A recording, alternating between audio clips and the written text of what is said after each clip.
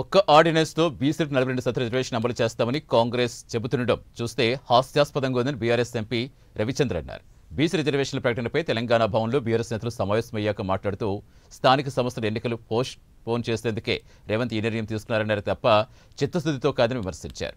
ఈ అంశాన్ని కోర్టులకు తీసుకెళ్లి తద్వారా ఎన్నికల ప్రక్రియ మరింత ఆలస్యం చేసేందుకు ప్రయత్నిస్తున్నారని, ఆర్డినెన్స్తో బీసీ రిజర్వేషన్లు తీసుకొస్తామని చెప్పడం చూస్తుంటే బీసీలు మభ్యపెట్టేం జరుగుతున్నట్టుగా అనిపిస్తోందని చెప్పారు.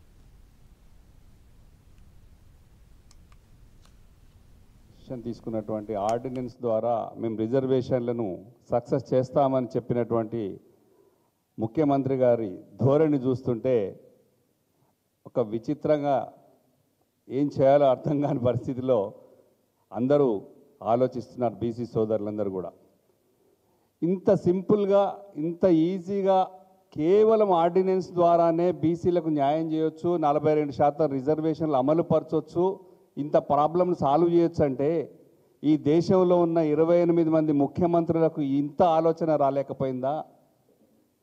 ఈ దేశంలో ఉన్న 28 మంది ముఖ్యమంత్రులకు అసలు ఏమాత్రం తెలివితేటలు లేవా? మేధావులు లేరా? ప్రజలు అర్థం చేసుకోవాలి. బీసీ సోదరులందరం కూడా అర్థం చేసుకున్నాం.